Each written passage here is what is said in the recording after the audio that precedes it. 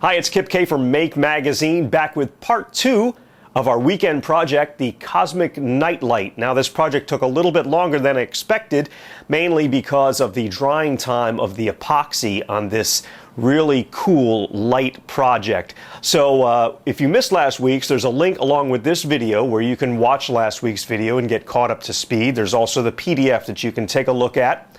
So now it's time to wrap up this project as we look at part 2 of the Cosmic Nightlight.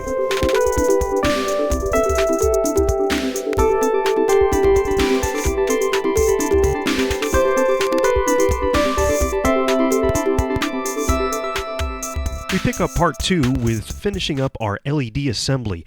Now, as the LEDs are put in the foam core in order to hold them in place, keep in mind that it should be done reversed because the LEDs are going to go inside the mold, and then when you flip it around, you want to make sure that your constellation shows correctly. Then we need to wire up our LEDs in parallel. That's all the negatives together and all the positive leads together. And then we're going to add our 220 ohm resistor and hook up our battery and double check it and make sure all the LEDs are working. And our LED assembly is complete. And now it's time to mix up some more clear epoxy resin, about an ounce, and pour it in. And then our LED assembly will sit right in that. Now you have time to adjust it and move it around to exactly where you want it before it sets. After that's hardened, it's time to solder in our resistor, and I shortened it up quite a bit because I didn't want to see any leads anywhere inside my resin. Then also solder your negative lead and add your switch. And again, test everything out, make sure all the LEDs are still working.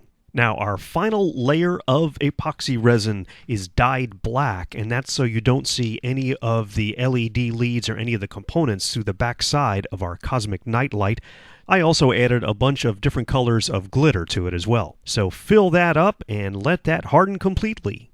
Now it's time to remove our mold, and this can be a little tricky. I tried with my bare hands to peel away the plastic edges, but ended up using a pair of needle nose pliers, which separated the plastic mold from the resin, and our Cosmic Nightlight is now free from the mold. I attached my 9-volt battery and secured it with some Velcro to the back of the Cosmic Nightlight.